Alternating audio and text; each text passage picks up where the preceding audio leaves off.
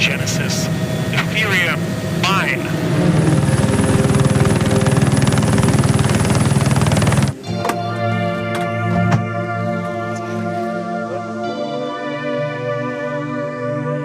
Marco Streng has made millions in cryptocurrency. He started mining Bitcoin in his dorm room.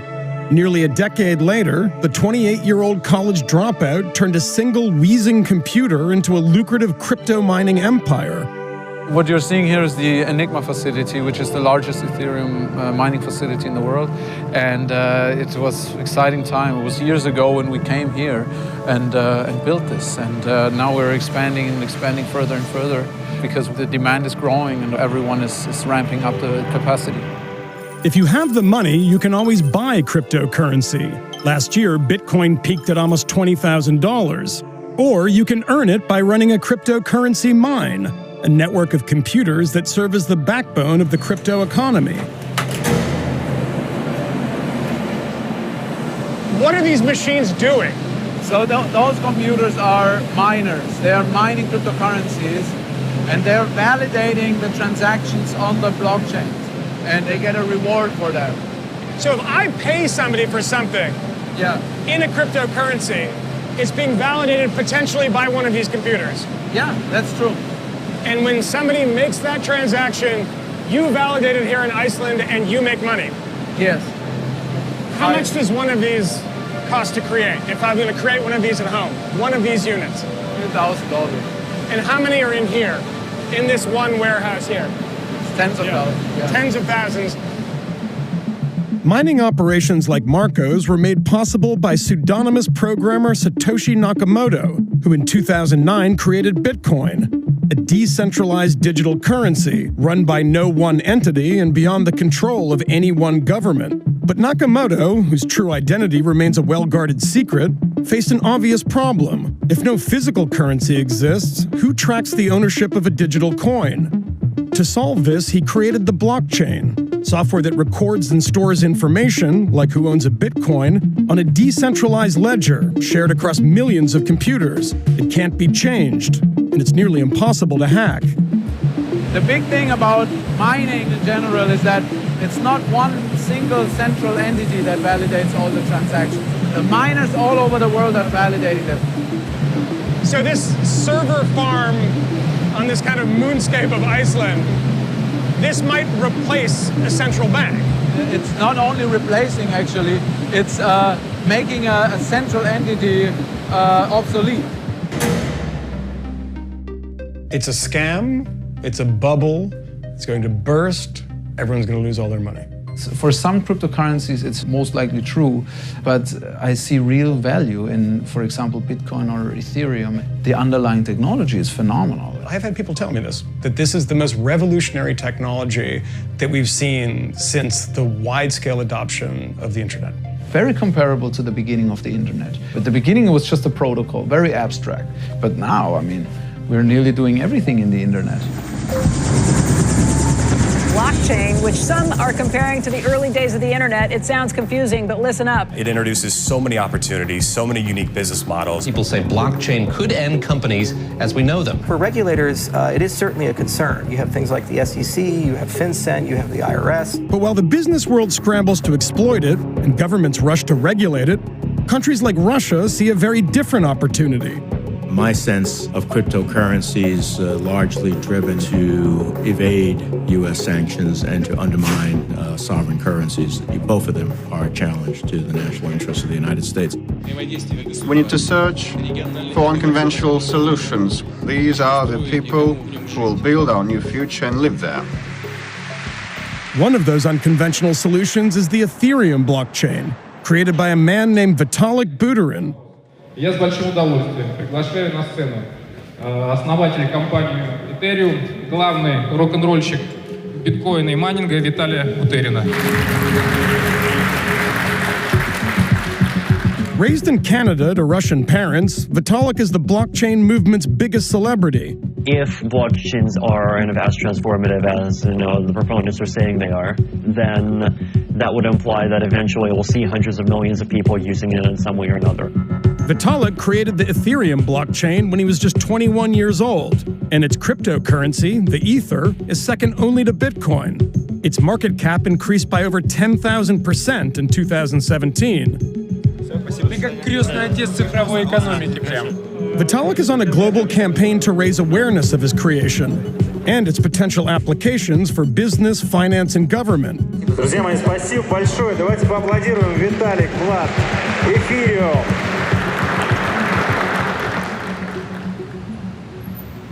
Where are we going now?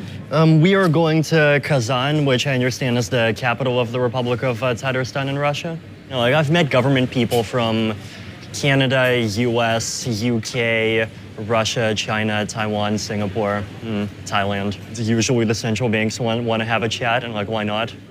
But you're 23 years old and you're saying sentences like, usually the central banks want to talk with me. It's very rare, I would probably say. I'm older than you and nobody wants to talk to me. Hi.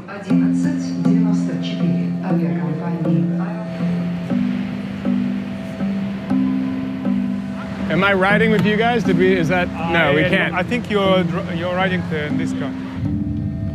So we're behind a very nice Mercedes that we're not allowed to be in because it's a VIP car for Vitalik, who's treated like something of a rock star here. The Kremlin rolled out the red carpet for Vitalik, hoping their prodigal son would return home. Это особый колорит и атмосфера Казани. Это сразу чувствуется. Казань. Вот там вдали мы можем видеть только часть самого крупного медиаэкрана Европы. Right now we are going to the Unified Presentation Center of the Republic of Tatarstan. Oh, shit. This is a place where we make wow effect. So the government of Kazan is pulling out all the stops for Vitalik. We are on what appears to be hour 3 of a never-ending tour of the city. And what this has to do with blockchain is anyone's guess. The Russian government's hope is that Vitalik's technology can be as transformative for their own finances as it has been for his. So I heard about Bitcoin for the first time in maybe February 2011. Eventually, I found a guy who was willing to pay me 5 Bitcoins per article for writing articles for his Bitcoin blog. And what was Bitcoin worth at the time? Each Bitcoin was $0.8. $0.8, so you're getting 5 per article, and now that would be $5,000 an article. Right. More or less, okay. Yeah. You know, being a high school guy with not much money, I thought $1.5 an hour was a fairly reasonable wage, so That was a good deal to you. $1.5 an hour. Yeah, fight for 1.5. Yeah. Explain to me why this technology is so transformational that people think it'll change the world. Because they represent kind of epochal changes in the options that we have for interacting with each other. With Bitcoin, it's you don't need banks to send money anymore. It's just something that happens directly peer-to-peer. And Ethereum extends that to making digitally enforceable agreements. That changes whole industries, doesn't it? And it hasn't yet, but we'll see.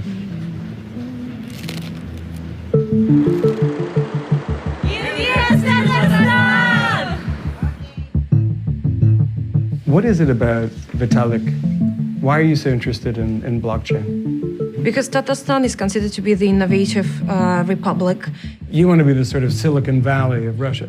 Exactly. That's what we are trying to do. And Vitalik seems like a guy that could help you do that, right? He is considered to be like an IT hero, let's say, for young people. Is that something that the Kremlin in Moscow is happy about? Yes. It is? I think so, yeah. The Kremlin arranged for Vitalik to meet one of Putin's powerful surrogates, Tatarstan President Rustam Minakhanov. Вот Роман у нас за информатизацию, за все отвечает. Вот, мой помощник, который тоже такой же любит блокчейны разные. Блокчейн это будет самая справедливая и самая правильная платежная система. Там ни доллар, ни евро, ни это, да? Я думаю, и вот наша валюта. Она одно колебание нефтяное, и она сдулась. Ну да. Yeah, apparently. Придется научиться бильярд играть. Нет, это американский, кстати. Американский поло бильярд — это 2 разные игры, да? Да, это русский бильярд сложнее. Понял. Больше шары, меньше лузы. И стол больше. Слабенькие американцы. In expectation of his arrival, the president arranged a hackathon for Vitalik in hopes that he might inspire a new generation of Russian tech leaders. So we're at a government-sponsored blockchain hackathon where Vitalik is the star guest and one of the judges. Здесь так слышно.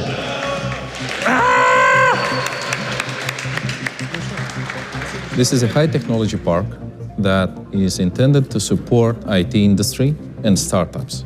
The goal is to make an ecosystem that will produce people, that then will produce companies, that then will produce technologies.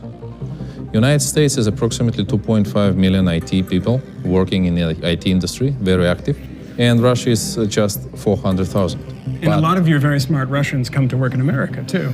A lot. The league, how we call it, the league of the brains.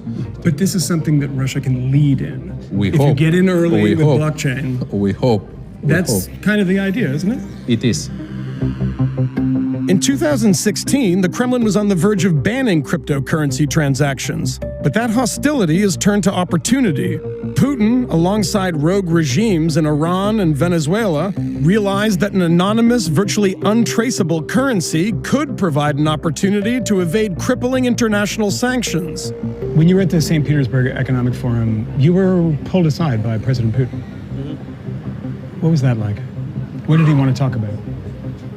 I introduced to him, what Ethereum was and what I was doing, and it seemed like he was willing and supportive of anything that we can do to kind of make the Russian economy better. As U.S. lawmakers are working out how to regulate cryptocurrencies, Russia is making major moves to integrate it, not only in an effort to avoid U.S. sanctions, but to undermine the power of the dollar in international trade.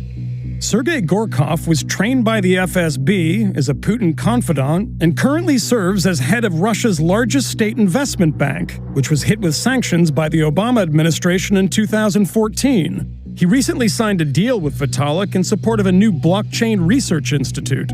Tell me why the bank is so particularly interested in blockchain.